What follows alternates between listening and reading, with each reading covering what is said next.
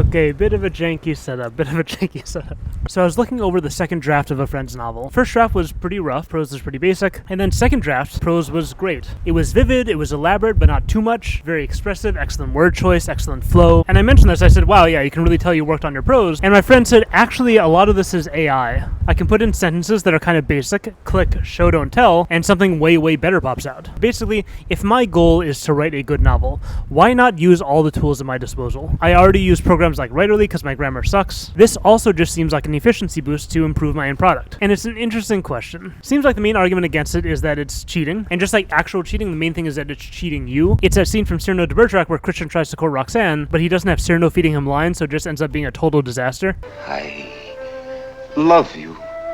Now be eloquent, be brilliant for me. I love you very much.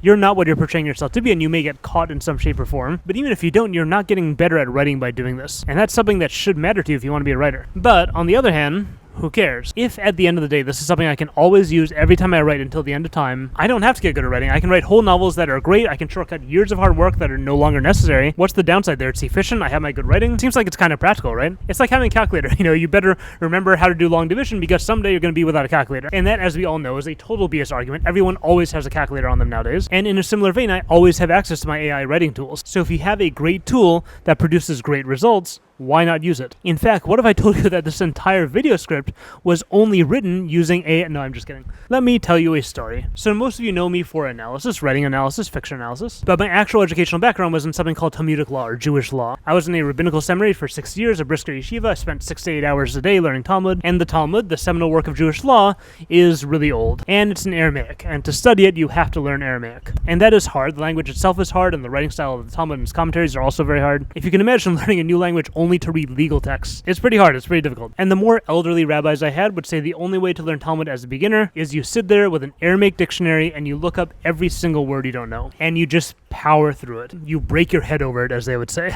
It's true there's English translations nowadays, but using those is a sign you're not serious. You're not disciplined, you're not going to put in the hard work, and you'll never break out of that dependency. This seems more efficient, but you're ultimately cheating yourself. Lefum tsara agra, as the saying goes, which means according to the suffering is the reward in Aramaic. It's kind of dark. But the younger rabbis and some of the senpais were more balanced. You have these great resources, these English translations. You have a good tool, you should use it, but use it in a way that will help you improve yourself. Use it in a way that leads you away from dependency. So practically what that means, if you don't understand a word, look it up in the English. But then learn the words and spend enough time in the moment rereading it and reviewing it so that you can go back and read through the Aramaic and translate it perfectly without looking at the English. And I think the same holds true for AI writing tools. You have a great tool. If you want to use it, by all means, that's exactly what tools are for. But if you're going to use it as a writing tool, make sure you use it as a learning tool as well. When you put in your mediocre sentence and something really dazzling pops out, stop for a second, just a second, and think, what's better about this? What did this do that my sentence didn't do? Why is this word better than my word? Why is this description better than my description? That's it. That's all you have to do. And go about your business, you dirty, rotten cheater. No, but seriously, let's say your focus right now is on putting out work of a certain quality, or you're at some point in your writer's journey where you want to prioritize improving some other writing thing, and you want to put all your energy into that, like structuring or plotting or brainstorming or whatever it is. If you're in that position, this AI tool could make sense as a shortcut for you, but don't rob yourself of the opportunity to learn from this tool and slowly progress yourself towards not just not needing it, but exceeding it. Because A, if you're all about efficiency, becoming a better writer will be more efficient than depending on AI in the long run. And B, I'm not on top of where the technology is right now, but I assume it's going to be a while before AI can do a lot of different writing things. Show, not tell, great. What about voice, character voice, your voice, or overall stylistic choices that you want to use to give your narrative some meaning in some nuanced way? What about expressing unique ideas that are important to you? What about subtle moods that are shaped by prose? What about progressions and parallels you can make through prose? Maybe AI can do some of these things, I don't know, but there's lots and lots and lots of things that go into writing. And once you get better putting words together, once you get better at things like show, don't tell, once you get better at vivid descriptions, all of which AI may be able to help you improve at, then those skills will be able to help you do so much more than what the technology is currently capable of and what it will be capable of for the next several years to several decades, at least, I don't really know. And that is something else you can do, by the way. You can use the AI's version as a springboard, as a starting point that you can improve upon. It can be like, okay, here's my mediocre thing, here's what the AI suggests, how can I make that better? How can I make it fit the characters better, the scene better, the ideas better? Now that I see generally what to do, let me start from scratch and come up with something similar using different words that expresses more what I want to express here. How can I apply my voice to this? Now, all this said, I don't plan on using AI, and if you ask me, I'd straight recommend against using it for most people, even in the way I'm suggesting. And the reason is pretty much what those old rabbis talked about with those English translations.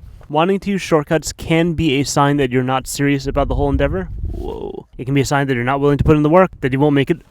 that you won't make it very far in this, and maybe this is not for you. It's like people who want to get rich and they chase after all these get-rich-quick schemes. I want to do the least amount of work to make the most money. You're basically saying you have... So you're basically saying you don't have any work ethic and you don't want to develop a work ethic. You're saying you hate everything about all of this and you just want the end result. It's not going to work out. It's not how it works. And it's the same thing with writing. If you are someone who happens to have no problem with laziness, if you're someone who's very disciplined, you always meet your goals, fine, you are the one who can definitely benefit from the method I proposed. But I would bet most people who hear about AI and think, oh, this is going to be the secret to my next best-selling novel, the vast majority of those people are lazy and don't take writing seriously. And by the way, this is the case for you if you don't have work ethic. It's not hopeless. You can focus your efforts on that. You can work on building up tolerance for long hours of doing nothing but sitting and writing. You can work on self-control, you can work on discipline, and let's say you're someone who isn't going to put in that effort, you're not going to spend years improving your craft. That can be fine too. That's a valid position to be in. Let's say this is just a hobby for you and you just want to create passable stories to entertain yourself and your friends, or you want to put it online and self-publish for the handful of people out there who may come across it. That's fine. You don't need to become a great writer. That's not everyone's goals. Some people just want to see the stories in their head come to life, and they want it not to suck, and that's totally fine. If that's you, AI is perfect. Use it to your heart's content. Another type of person who should probably feel free using AI across the board, let's say you love Pulp Fiction, for example. Not the movie, like actual Pulp Fiction. You love pulpy fun adventure stories, or you love funny stories, or you love dumb formulaic romance, or mysteries, or thrillers, or erotica, or fan fiction. Or let's say you're a guy or a gal who writes in some niche that gets you a dedicated following. Like you're a veteran, you write military fiction. You have an intricate knowledge of nuclear submarines, and all your stories are about that. And for submarine nerds, it's super exciting, and you've built a following based off of that. Or let's say someone like Andy Weir. People love your stories for all the fun, epic, hard science stuff, and your prose is just a background. You are not working to improve it, and your audience is not expecting you to improve it. That's the one super category in my mind that I think it might make sense to just go all out and completely embrace this AI crutch. I haven't read much of this guy, but think about an author like Louis L'Amour. Famous Western author, this guy wrote like 90 books in 40 years, and I heard he never ever revised. He just went on to the next book. And his prose is very basic. It's not the focus. If Louis L'Amour could press a button and it would make his prose like 10% better, why not do it? What's the downside there? I still think even here it makes sense to use it to learn and improve, but I could hear even not doing it that way. You're already telling the stories you want to tell. No one in your audience cares about the lack of writing quality. You don't even care. You have absolutely no plans to improve it. You're not planning to put in any effort there whatsoever, and why would you? And maybe you would expand your audience a little bit if you do up that writing quality. It's another situation like The Hobbyist where getting better isn't really a necessity and shouldn't be the priority. If you're already an established writer in this genre or in this niche, if you have a dedicated reader base who you know doesn't care about your crappy prose, or if you're in one of these markets and you're not established yet, everything else is excellent. People would love it. It would totally sell. Just your prose is almost there, not quite. Yeah, I can see in that situation just running it through the robot brain. Change it from a C- to a B-, why not? And again, most of us are not like that. Whatever point in your writing career you're at, established, successful, or just starting out, or even not knowing if you want to take it seriously at all, I don't see a great reason to not prioritize becoming a better writer. I don't see why you wouldn't want that. It makes your stories better no matter what the genre. It makes your readers happier, and it's more rewarding for you. It feels really good to write well, so I've heard. But yeah, bottom line, I would say be careful about using AI at all if you think laziness is tempting you here. If anything, use it to improve your writing in the way I talked about. Go line by line each time, analyze how the AI is making your writing better. Use it with a plan of eventually surpassing the AI and finding your own voice, and let me know how it goes. And if you are in one of those exception categories I talked about, this seems like the perfect tool for your situation. Okay, that's it for today. I would love to hear your thoughts on this question or on the phenomenon in general. I don't know much about AI, or really about this whole AI technology era, but it does seem like many different areas of life are having to contend with similar questions here. I know it's been a gigantic discussion in the art world, and I'm curious if there are any interesting ideas from those discussions that apply strongly to or contrast strongly with the ideas within the writing AI discussion. So leave a comment. I would love to hear all your perspectives on this. Subscribe. Back to fiction analysis after this. Fun dipping my toes in a different kind of video this week, especially since, as you can see, I'm not in a place where I can sit and edit for hours. Support the channel on Patreon. Shoutouts to Jacob Perot, new high-tier patron. Huge thanks to everyone over there. I'm very excited for our next patron group call this week. It's been super fun developing the little Schnee patron community. So yeah, check that out if that interests you, and that's it. Hope you enjoyed, and thanks for watching.